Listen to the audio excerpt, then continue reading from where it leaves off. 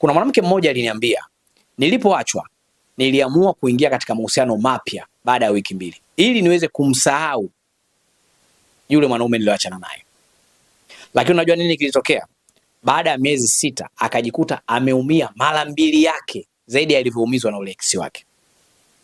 Unajua ni kwa nini? Sasa leo nataka tuzungumze makosa wanayoyafanya wanawake baada ya kutoka katika mahusiano yaliyoumiza ama baada ya kuvunja mahusiano. Na haya ndio makosa ambayo wanawafanya wanawake washindwe kumove on. Haya ndio makosa yanawafanya wanawake washindwe kuwasahau wale ex zao. Haya ndio makosa yanawafanya wanawake washindwe kupata penzi jipya ama waharibu kila mahusiano mapya wanayoyapata. Sasa leo tutaenda kujifunza katika hilo eneo ama kuyajua hayo makosa. Sababu ya kwanza, mahusiano mapya si dawa ya maumivu ya mahusiano yaliyopita. Wanawake wengi huingia katika mahusiano mapya wakiamini wataponyesha majeraha yao ya zamani, wakiamini watawasahau wanaume zao wa zamani, wakiamini watapata ile furaha walioikosa zamani. Lakini ukweli ni kwamba mtu mpya hawezi kuponya jeraha la zamani ambalo hata wewe mwenyewe umeshindwa kuliponya ama umeshindwa kulikubali. Ukimfanya mtu kuwa dawa ya uponyaji wa maumivu yako ya mahusiano yaliyopita, utamweka katika jukumu gumu sana, ama utamweka katika jukumu ambalo halimuhusu ama jukumu asilostahili kulipata kutoka kwako, kwa sababu hilo ni jukumu lako la kujiponya.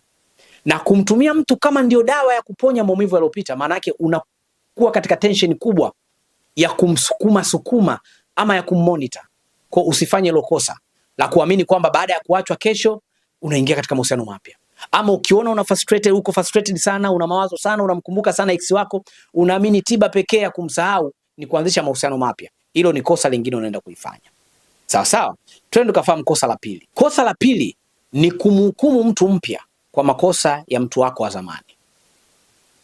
Hilo ndio kosa ambalo linawafanya wanawake wa panic sana. Ama hilo ndio eneo ambalo mwanaume mpya ama mpenzi mpya anaweza akakosea kidogo tu, lakini matokeo ama mapokeo yako ya lile kosa unayakuza na kuwa makubwa, kwa sababu haulitazami kosa hilo tu, bali unakusanya yale makosa yote uliyowahi kufanyiwa hapo nyuma, unajumulisha na ile aliyokufanyia huyu, unambebesha mizigo ya mwanaume wako aliyopita na ya kwake, unambebesha mzigo mzito. Unamhukumu pakubwa kwa sababu hauna maumivu ya ile siku tu, bali una maumivu ya historia nzima ya maisha yako ya mahusiano. Kwa utaki kujifunza kumuelewa mwanaume mpya, kwa sababu unataka kuamini wanaume wote ni kama yule mwanaume wako wa zamani. Kwa hiyo unachotaka yule alichokuwa anakifanya yule mwanaume wako wa zamani, akikifanya huyu unakihesabia katika mapungufu ama katika ubaya. Kwa mwanaume wangu wa zamani alikuwa akichelewa kunijibu message, basi alikuwa ananisaliti. Na huyu itakuwa hivyo hivyo. Kumbe huyu anachelewa kujibu message kwa sababu yuko busy tu. Mwanaume wangu wa zamani alikuwa akitoka na marafiki lazima awatongoze. Kwa hiyo huyu naye katoka na marafiki atawatongoza. Kumbe huyu ni kawaida yake kufurahi na marafiki. Kwa hiyo unakosa kujifunza utashi mpya, tabia mpya, ukawaida mpya wa mwanaume wako wa sasa kwa kutokana na matokeo ya mahusiano yako ya zamani. Kwa hiyo mtu mpya anastahili kujulikana kwa tabia yake, kwa utashi wake, kwa mienendo yake, na sio kujulikana kwa historia ya mwanaume wako aliyopita. Ukifanya hili kosa la kuhukumu kila mwanaume kwa makosa ya mwanaume wako aliyopita, basi kila mahusiano utakayoanzisha yataharibika kwa mambo madogo tu. Wewe chunguza mahusiano yako ya mwanzo, kuna makosa yalikuwa yanafanyika, ulikuwa unavumilia. Lakini baada ya kuvunjika, umeanzisha mahusiano mapya. Kosa dogo likifanana tu na mahusiano yaliyopita, ni rahisi kuvunjika kwa sababu unabeba mzigo mkubwa ama unahukumu pakubwa. Unabeba yale ya zamani na ya sasa, unayatwisha kwa yule mwanaume na unakimbia haraka. Sababu ya tatu, upweke sio ishara ya kwamba ni lazima uanzishe mahusiano mapya. Wakati mwingine Mungu anatumia kipindi cha upweke kukujenga ama kukuimarisha ama kukufanya ujitambue zaidi. Kwa sababu kipindi cha upweke ama cha kuwa peke yako ndio kipindi ambacho utajitambua zaidi. Ndio kipindi ambacho utajielewa zaidi. Ndio kipindi ambacho utaongeza thamani yako ama utaijua thamani yako zaidi. Tofauti na kujificha katika kimvuli cha mahusiano. Na hiyo ndio inakufundisha kwamba furaha yako haipaswi kutegemeana na uwepo wa mtu mwingine, bali inapaswa kutegemeana na uwepo wako wewe binafsi. Kwa maana watu mara zote wanakuja na kuondoka. Ukiwa unategemea furaha itokane na mtu mwingine kuja katika maisha yako, means utakuwa unarudia ile kosa mara zote. Kwa maana utakuwa unaingia katika mahusiano si kwa upendo ama si kwa utayari, bali kwa hofu ya kuwa mpweke ama ya kubaki mpweke. Kuanzia leo usitumie upweke kuingia katika mahusiano mapya, ama usifikiri au ustahili kubaki kuwa peke yako. Kuna wakati unajihitaji wewe zaidi kujielewa, kujielezea, kujitambua kuliko kuwa na mtu mwingine ubavuni mwako. Kwa take time, unapovunja mahusiano usiogope upweke, kwa sababu upweke ndio fursa ya kujitafakarisha, ya kujifikirisha na ya kutazama thamani yako na kile unachohitaji katika mahusiano, ili unapotaka kuanzisha mahusiano mengine uelewe unahitaji mahusiano mengine kwa sababu ipi na sio kwa sababu ya upweke. Sababu ya 4, kuanzisha mahusiano kwa hasira ama kisasi. Wanawake wengi wanapovunja mahusiano ya awali wanataka kuonyesha dunia kwamba wako sawa, na ili kuonyesha dunia wako sawa watatafuta mahusiano mapya ili kudhihirisha watu kwamba yeye bado ni mzuri, yeye bado kuna wanaume wanamhitaji, yeye move on. Sasa hapa utakosa faida ya uponyaji, kwa sababu mwanamke yoyote atakayepona kabla hajaanzisha mahusiano, maana yake ataanzisha mahusiano akiwa anajitambua, akiwa anajielewa na akiwa anajua nini anakihitaji katika hayo mahusiano. Tofauti na yule ambaye hajapona. Yule ambaye hajapona ataingia katika mahusiano kukitumia kama kimvuli cha kuficha maumivu. Kwa hiyo hajamaliza maumivu, ila anataka kuyaficha katika kimvuli cha mahusiano mapya. Kwa hiyo kama utapona kiukweli, sidhani kama utakubali kuingia katika mahusiano ya ovyo tena, kwa sababu utakuwa makini sana safari hii. Lakini ukiingia katika mahusiano kabla hujapona, ndio hii kuna wasiwasi ukaingia katika mahusiano ili kuonyesha watu wewe uko sawa. Kwa hiyo ukiamua kuingia katika mahusiano kabla hujapona, sababu zitakazokufanya uingie katika mahusiano hazitakuwa na msingi. Hazitakuwa zile sababu ambazo umejifunza kutokana na yale mahusiano yaliyopita, ambazo hutaki zitokee katika mahusiano mapya. Kwa hiyo uponyaji kabla hujaingia katika mahusiano mapya kutakusaidia kukutengenezea mipaka ya kujua wapi useme ndio, wapi useme hapana, nani uwe naye, nani usiwe naye. Kwa hiyo usiingie katika mahusiano kwa sababu ya kuonyesha watu uko sawa, bali hakikisha umepona ndio uingie katika mahusiano mapya. Sababu ya 4 inawafanya wanawake waingie katika mahusiano mapya baada ya kuvunja mahusiano ya zamani ni kutojiamini. Ukiona wewe haujiamini kama unatosha peke yako, utaingia katika mahusiano mapya ili kutafuta mtu wa kukamilisha. Ukiona hujatosha wewe kubaki kujitafakarisha peke yako, ama ukiona hujatosha kupendwa, utajilazimisha kujipendekeza kwa mwanaume mwingine. Unajua kuna ile frustrated ile umeachwa, afu unajiona ni mzuri. Kwa hiyo ukubali kwa nini nimeachwa. Kwa unaamini mwanaume mwingine akija katika maisha yako ndio anaziba lile pengo la wewe kujisikia sio mzuri. Kwa unatamani atokee mwanaume mwingine akwambie nakupenda sana, unajua mtoto siwezi kukuacha. Unaingia katika mahusiano mengine kwa sababu ya kutojiamini unastahili kilicho bora. Kwa kutojiamini kunaweza kukuingiza katika mahusiano mabaya. Wapo wanawake leo hii hawajiamini kama wanaweza kupata mwanaume mzuri, mwanaume mwaminifu, mwanaume mwenye upendo wa kweli. Kwa akitokea mwanaume tu mbele yake akataka kuingia katika mahusiano, anawahi. Anaona no, hii fursa nitaipoteza hii. Kwa hajali huyu mwanaume sio sahihi, hajali huyu mwanaume mbona ana zile tabia za kama mwanaume aliyopita, hajali huyu mwanaume mipango yake ni ipi kwangu, hajali kuzungumza na mwanaume malengo ya mahusiano yao, hajali. Yeye anachojali umenipenda, sawa, nimekukubalia. Anaingia katika mahusiano. Kwa sababu gani? Ajiamini kama anastahili kilicho bora. Ukijiamini kama unastahili kilicho bora, hautakuwa na haraka ya kuingia katika mahusiano, bali utasubiri muda sahihi wa kuingia katika mahusiano. Kwa hiyo kuponya majeraha ya maumivu yaliyopita kutakutengenezea ama kutakurudishia ile hali ya kujiamini. Kujiamini unastahili mazuri, kujiamini unastahili kupendwa, kujiamini unastahili kuheshimiwa. Lakini uponyaji utakukumbusha jambo moja muhimu, kwamba thamani yako ilikuwepo kabla huyo mpuuzi hajaja katika maisha yako na akakuvuruga, na thamani yako itaendelea kuwepo japo huyo mpuuzi kaondoka katika maisha yako.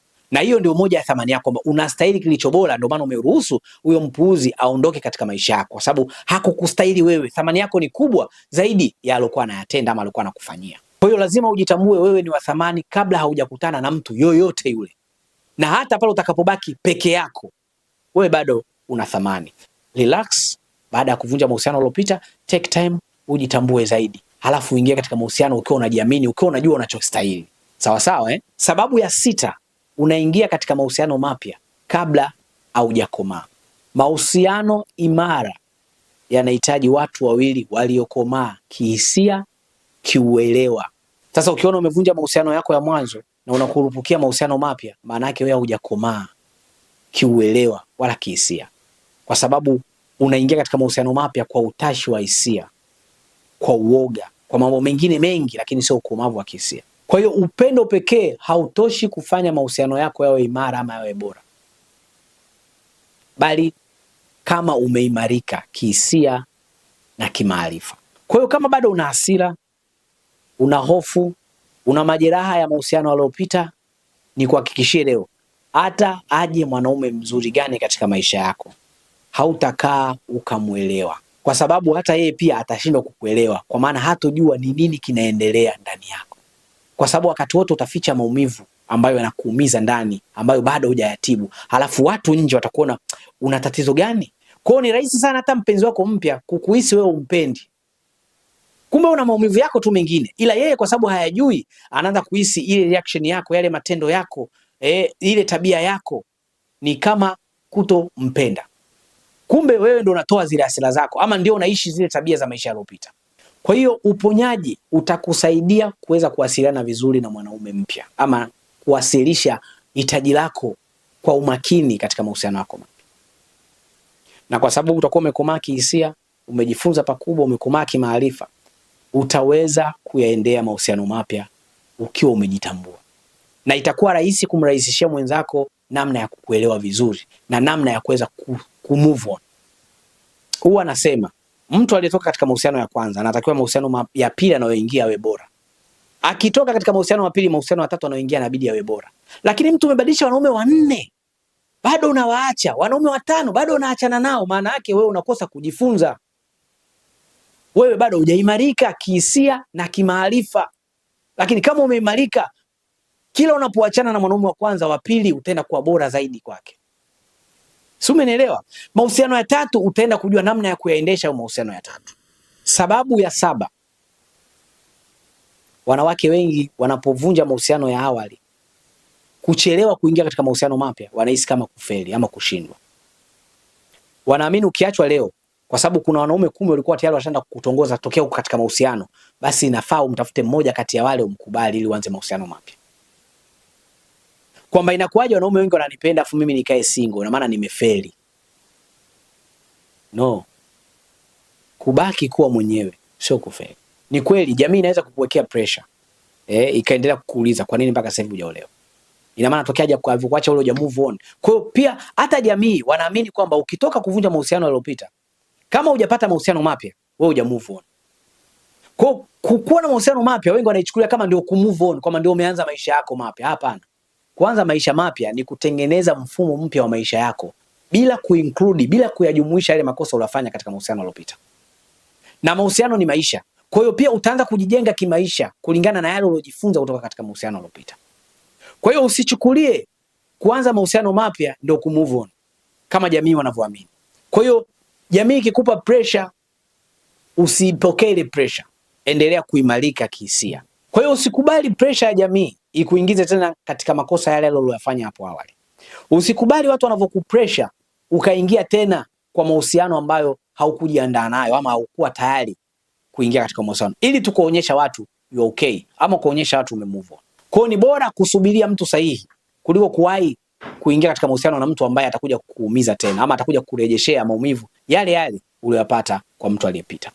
Ushanifahamu? Kwa hiyo ondoa huu mtazamo wa kufikiri kwamba kuchelewa kuanzisha mahusiano mapya ama kuingia katika mahusiano mapya ni kushindwa ama ni hauja move on. Hapana. Ku move on akuhesabiki ama akuangaliwi kesho utaanza mahusiano na nani. No, bali kutaangaliwa kwa namna gani unajijenga upya kutoka kule ulipotoka na unapotaka kuelekea. Kwa hiyo ukipona majeraha yako alafu ndio kaingia katika mahusiano, maana yake hapa utakuwa na uhakika wa kwamba unamtafuta mtu sahihi wa kujenga naye maisha, sio mtu wa kuziba pengo ama ile nafasi iliyoachwa wazi.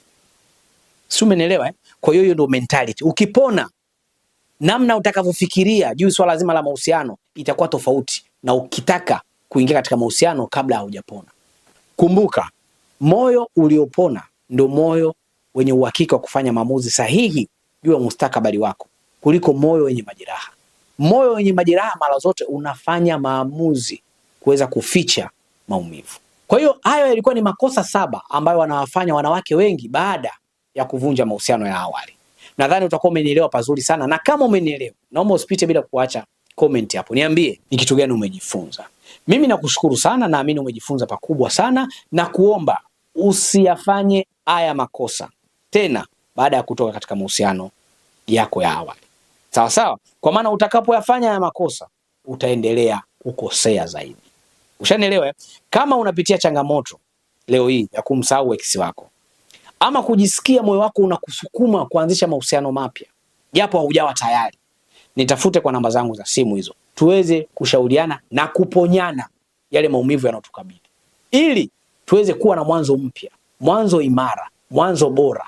Tunaposema sasa tunahitaji kuingia katika mahusiano mapya, basi tuwe tayari kuingia katika mahusiano mapya, na hizi sababu zisiwe sababu za kutuingiza katika mahusiano mapya, kwa sababu tutaendelea kukosea.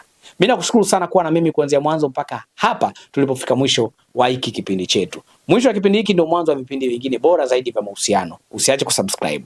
Nikuage tu hadi wakati mwingine tena. Bye bye.